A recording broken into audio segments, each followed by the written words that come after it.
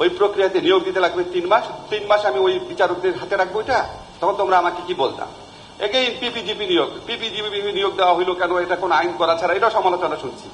আচ্ছা, পিপিজিপি নিয়োগের যে আইন করার আগে বাংলাদেশে 4000 পিপিজিপি ছিল, ওরা সবাই পালাইছে এই গভর্নমেন্ট আসার পর। সমস্ত কোর্ট ডিসফাংশনাল হয়ে গেছে। বিডিআর এর বিচার 2 বার শুনানি পিছাইতে হয়েছে, কোনো পিপি নাই। পিপিজিপি ছাড়া তো কোনো বিচার হয় না। তা আমি কোর্টটা ফেলে রেখে দিব? আমি স্থায়ী প্রসিকিউশন সার্ভিস ল করব, সেই ল অনুযায়ী নিয়োগ হইতে হইতে 1 বছর 1.5 বছর লাগবে। 1 বছর 1.5 বছর বাংলাদেশে কোনো পিপিজিপি থাকবে না। তা আমাদের হয় কি, যখন আমরা ওই সাইড থেকে বলি, ধরো তোমাদের প্রজন্মের কাছ থেকে আমরা চাই কি তোমরা আরেকটু ইনডেপথ রিসার্চ করে বললো যে আপনার কি করার ছিল, মানে আমার কিন্তু কি করার ছিল, উচ্চ আদালতে আমার কি করার ছিল, আর পিপিজিপি নিয়োগে আমার কি করার ছিল।